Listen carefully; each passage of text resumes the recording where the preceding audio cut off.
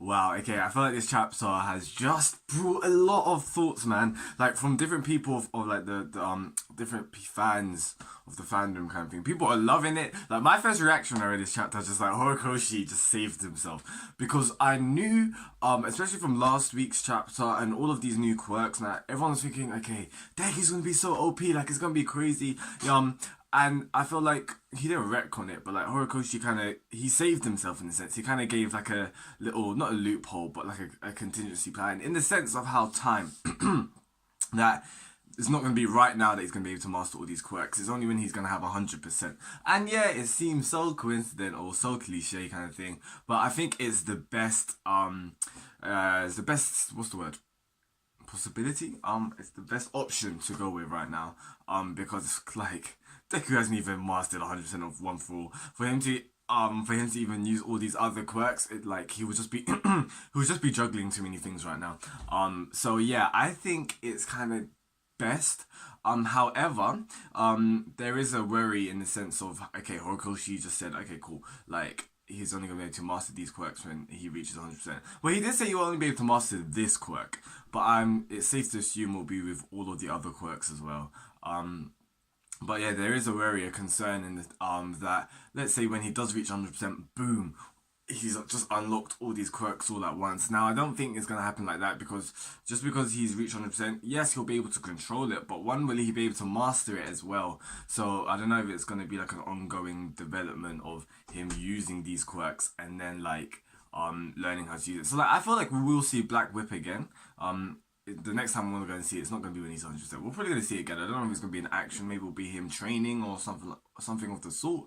But yeah, I think we will be seeing this quirk Black Whip again. We'll probably see other quirks again. But for him to actually master it and use it naturally, just how Todoroki uses Fire Side and Ice Side naturally, yeah, I feel like that's only gonna come out 100%. So now that's out of the way, this chapter was pretty cool because like it was just the reactions of everyone. Like you see even Bakugo kind of like smirks. I'm really intrigued like for Bakugo and Deku to talk about this like in the next coming chapters. All Might's just like Deku, what's going on? So it's kind of funny because like All Might never experienced any of this. So he's just like I think it's hilarious because All Might as a teacher, he wasn't the greatest teacher in the sense like because he never experienced any of this stuff. When he got the quirk, he was okay. His bones weren't breaking, none of that kind of stuff. So this is very new to him.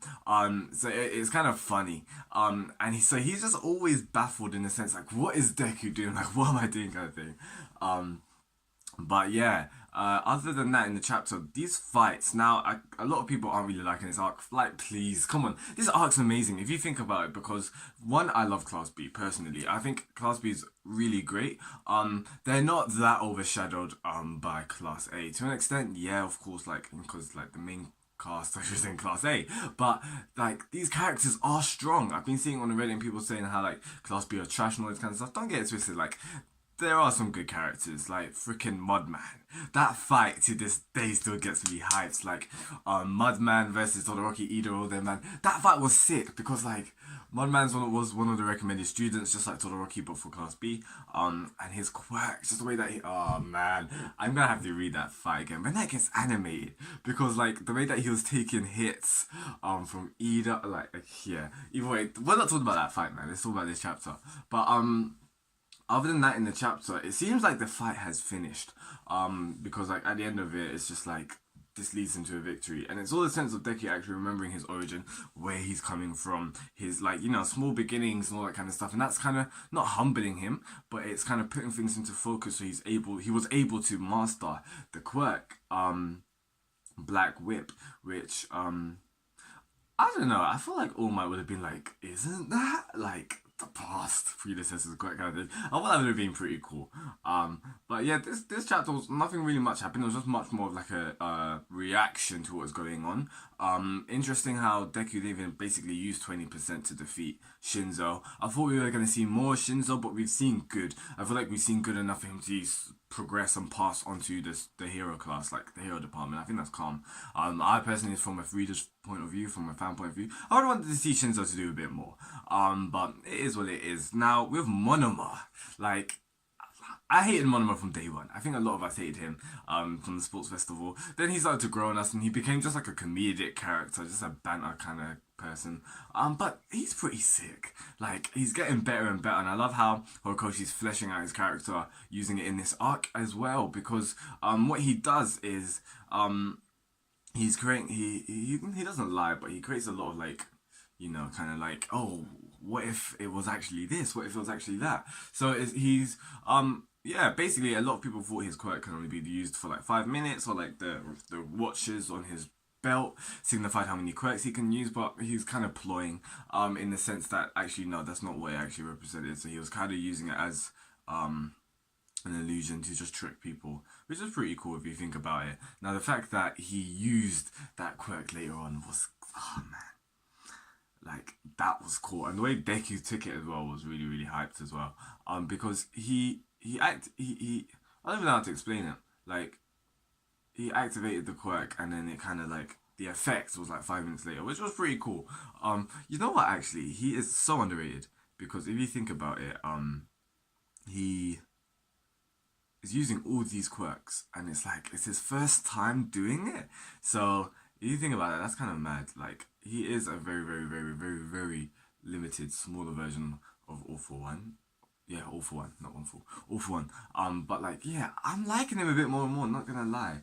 But yeah, Deku tanks the hit, like he firms it, and it's just like, bam.